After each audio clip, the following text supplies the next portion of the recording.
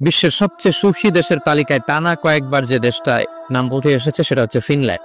তো আজকে আমরা দেখবো কারণ কি, তাদের তো সুখের কারণ, এটা আমরা খুঁজে দেখবার চেষ্টা করব। ফিনল্যান্ডে একটা ইউনিভার্সিটি আছে, ইউনিভার্সিটি অফ হেলসিঙ্কির একজন রিসার্চার জেনিফার দি পাওলা, সে দুইটা কারণ উল্লেখ করেছে বেসিকলি। তো প্রথম যে কারণটি সে আইডেন্টিফাই করেছে সেটা হচ্ছে তাদের হেলদি লাইফস্টাইল। তারা হেলদি লাইফস্টাইলে অভ্যস্ত, প্রকৃতির সাথে তাদের নিবিড় একটা সান্নিধ্য আছে এবং সেই সাথে স্বাস্থ্যসম্মত তাদের কর্মজীবন, হেলদি লাইফস্টাইলের কারণে তারা হ্যাপি।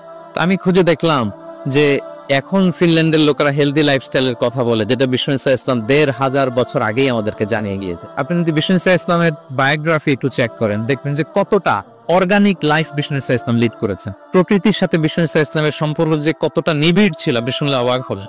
যেখানে ধুধুমরু প্রান্ত, সুবিশাল আকাশ, বিস্তীর্ণ জমিন, বড় বড় পাহাড়, এরকম একটা মরুপল্লীতে বিষ্ণু ইসা ইসলামের শৈশব কেটেছে। পাহাড়ি উপত্যকা মাড়িয়ে তিনি ছাগল চড়াতো, মেষ চড়াতো, পৃথিবীর সব নবীরা ছাগল চড়িয়েছে। মরুভূমির রুক্ষ পরিবেশ মাড়িয়ে মরু ঝড় সাইমুনকে মোকাবেলা করে তিনি কাফেলা নিয়ে এদিক থেকে ওইদিকে যেতেন। 27টা যুদ্ধে সরাসরি নেতৃত্ব দিয়েছেন আল্লাহ। পাহাড়ে উঠতেন, মরুদ্যানে হাঁটতেন, খেজুরের বাগানে ঘুরতেন, তৃষ্ণা লাগলে কুয়া থেকে পানি তুলে খেতেন। এর চেয়ে অর্গানিক লাইফ আর হতে পারে ভাই? আওয়াজ করে বলেন, হতে পারে?